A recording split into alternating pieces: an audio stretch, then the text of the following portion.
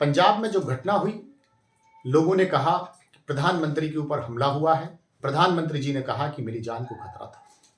मैं समझता हूं कि ये बातें देश की सुरक्षा व्यवस्था को कमजोर करने वाली हैं। मैं याद दिलाना चाहता हूं कि इस देश में स्वर्गीय इंदिरा गांधी जब प्रधानमंत्री थी, तब आईबी ने उनसे कहा था कि अपनी सुरक्षा में लगे सिख सुरक्षा कर्मियों को आप हटा दीजिए, आपकी जान को खतरा है।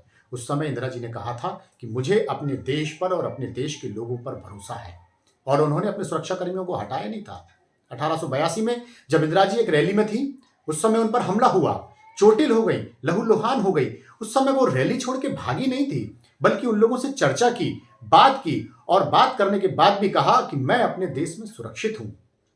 पूर्व प्रधानमंत्री राजीव गांधी जी के ऊपर 2 बार आत्मघाती हमले होते हैं, और जब राजीव गांधी जी से किसी पत्रकार ने प्रश्न किया कि आप अपने देश में सुरक्षित हैं, तब राजीव गांधी जी के ये शब्द थे कि मुझे अपने देश की सुरक्षा पर विश्वास है और मैं अपने देश में सुरक्षित हूं। 2009 की घटना मैं आपको याद दिलाता हूं, जब तत्कालीन प्रधानमंत्री मनमोहन सिंह जी गुजरात में एक कार्यक्रम कर रहे थे, तब मुख्यमंत्री नरेंद्र मोदी जी थे, उनके ऊपर हमला होता है, लेकिन मनमोहन सिंह जी ने गुजरात से लौटते हुए मोदी जी से यह नहीं कहा था कि धन्यवाद मोदी जी, मेरी जान बच गई है।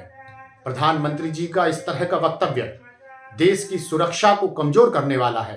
प्रधानमंत्री जी का इस तरह का वक्तव्य, भारतीय जनता पार्टी की इस तरह की नीति देश की सुरक्षा और आम जनता के विश्वास के साथ छलावा है।